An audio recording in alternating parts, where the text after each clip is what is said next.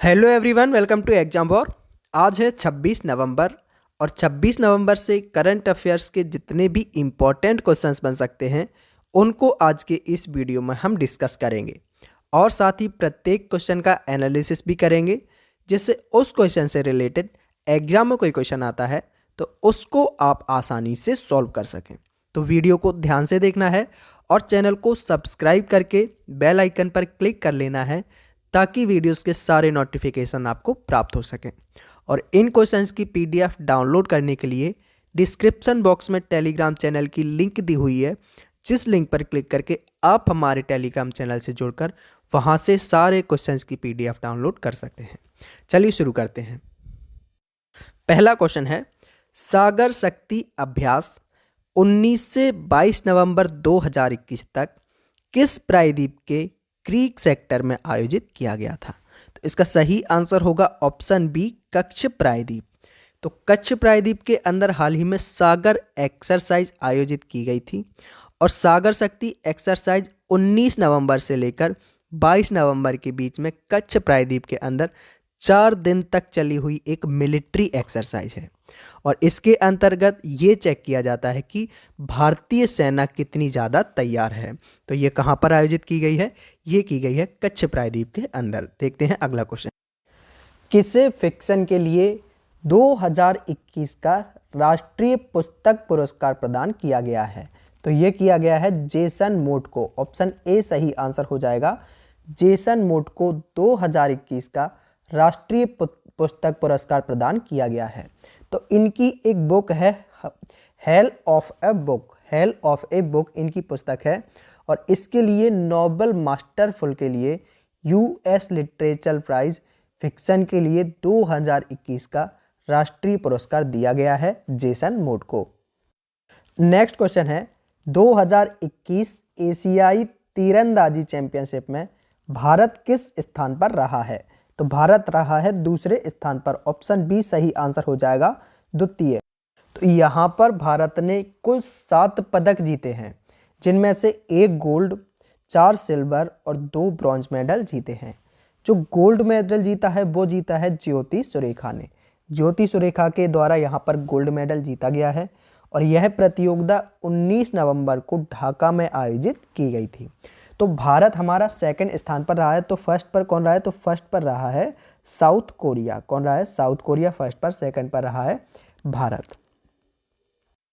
Next question है, हाल ही में किन 2 संस्थाओं को UNESCO ABU peace media award 2021 पुरस्कार प्रदान किया गया है?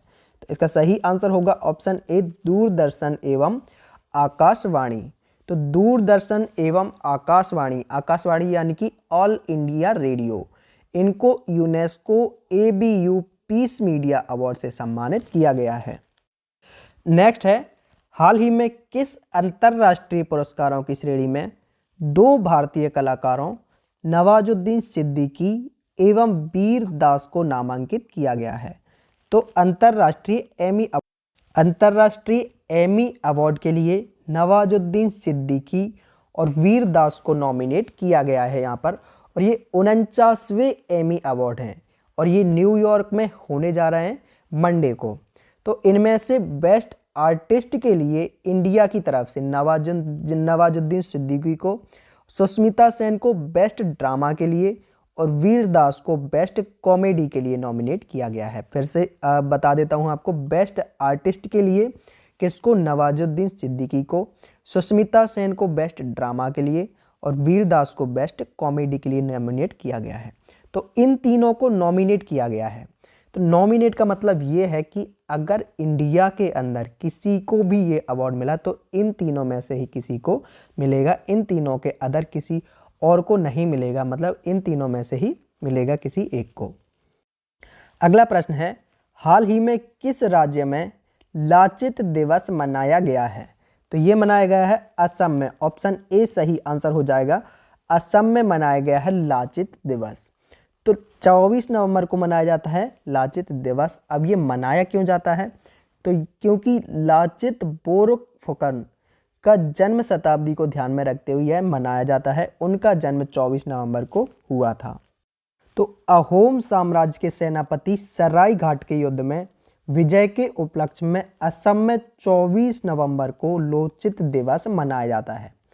तो ब्रह्मपुत्र नदी के किनारे इस ऐतिहासिक युद्ध में जो लचित बोड़फुकन की सेना में मुगल सेना को रौंद डाला था और मुगलों की सेना में 30,000 पैदल सैनिक, 15,000 तीरंदाज, 18,000 तुर्की घुड़सवार और 5,000 बंदूकची, 1,000 तोपों के अलावा नौकाओं का विशाल बेड़ा था।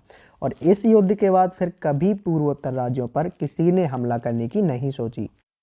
और इन लाचित बोड़फुकन का जन्म कब हुआ था? तो इनका जन्म हुआ था 24 नवंबर 1622 और 24 नवंबर को ही लोचित दिवस मनाया जाता है। अगला क्वेश्चन है, हाल ही में भारत जर्मन सहयोग के तहत किसने उद्घाटन सतत विकास लक्ष्य SDG सहकारी सूचकांक और डैशबोर्ड 2021-22 जारी किया है?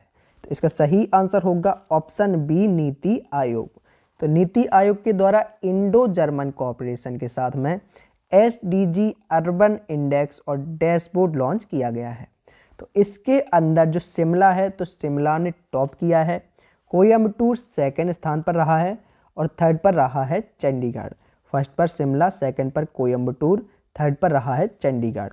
और इसके अंदर 56 अर्बन एरियाज़ हैं जिन्होंने पार्टिसिपेट किया था और SDG urban index NITI Aayog के द्वारा निकाला जाता है और इंडो ग्राम कोऑपरेशन से इसे डेवलप किया जाता है। तो सही आंसर हो जाएगा नीति आयोग। तो बात करें नीति आयोग की, तो नीति आयोग यानी कि national institute for transforming India आयोग, इसकी स्थापना हुई थी 1 जनवरी 2015 में। हेडक्वार्टर है नई दिल्ली में और इसके चेयरपर्सन है प्राइम मिनिस्टर नरेंद्र मोदी जी। तो नीति आयोग के अध्यक्ष प्राइम मिनिस्टर होते हैं और वर्तमान में जो हमारे प्राइम मिनिस्टर हैं वो हैं नरेंद्र मोदी जी, जो कि नीति आयोग के अध्यक्ष हैं। इसका फुल फॉर्म होता है national institute for transforming India. Next question है, हाल ही में किस राज्य ने कर्नाटक को हराकर सैयद मुश्ताक अली ट्रॉफी 2021 जीती है? तो इसका सही आंसर होगा ऑप्शन सी, तमिलनाडु। तो तमिलनाडु के द्वारा सैयद मुश्ताक अली ट्रॉफी जीती गई है और तमिलनाडु ने कर्नाटक को 4 विकेट से हराकर यह ट्रॉफी जीती है।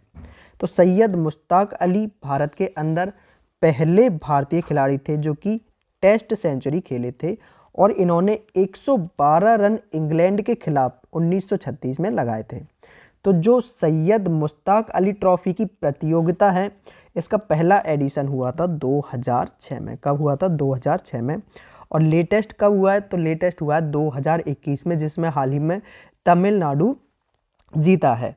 और इस बार तमिलनाडु जीता है और तमिलनाडु एक ऐसी टीम है जो कि सबसे ज़्यादा सैयद मुश्ताक अली ट्रॉफी जीती है, 3 बार जीती है। तो और इस प्रतियोगिता के अंदर 38 टीमें इसमें भाग लेती हैं। तो इस बार कौन सी टीम जीती है? इस बार जीती है तमिलनाडु 2021। बात करें तमिलनाडु की, ये है मैप में तमिलनाडु।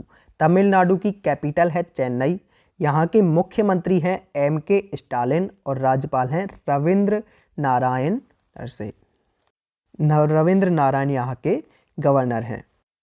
नेक्स्ट क्वेश्चन है, हाल ही में केंद्रीय शिक्षा मंत्री ने किस IIT में सेंटर फॉर नैनो टेक्नोलॉजी का शुभारंभ किया है? तो इसका सही आंसर होगा ऑप्शन डी, IIT गुवाहाटी। तो IIT गुवाहाटी के अंदर केंद्रीय शिक्षा मंत्री जो हमारे हैं धर्मेंद्र प्रधान, इन्होंने IIT गुवाहाटी के अंदर सेंटर फॉर नैनो टेक्नोलॉजी और centre for Indian knowledge system का उद्घाटन किया है। नेक्स्ट क्वेश्चन है, महिलाओं के खिलाफ हिंसा के उन्मूलन के लिए अंतर्राष्ट्रीय दिवस कब मनाया जाता है? तो ये मनाया जाता है 25 नवंबर को। ऑप्शन ए सही आंसर हो जाएगा 25 नवंबर। तो इस दिन को संयुक्त राष्ट्र महासभा के द्वारा 1993 में स्थापित किया गया था और यह महिलाओं के खिलाफ हिंसा, जैसे कि महिलाओं को शारीरिक या मनोवैज्ञानिक नुकसान पहुंचाना, धमकियां देना, तो ये महिलाओं के लिए जो उनके खिलाफ हिंसा को लिंग आधारित हिंसा के रूप में परिभाषित करता है। तो महिलाओं के खिलाफ हिंसा के उन्मूलन के लिए अंतर्राष्ट्रीय दिवस कब मनाया जाता है? तो ये मनाया जाता है 25 नवंबर को।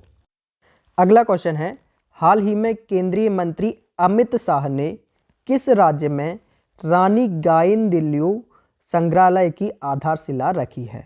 तो ये रखी गई है मणिपुर के अंदर।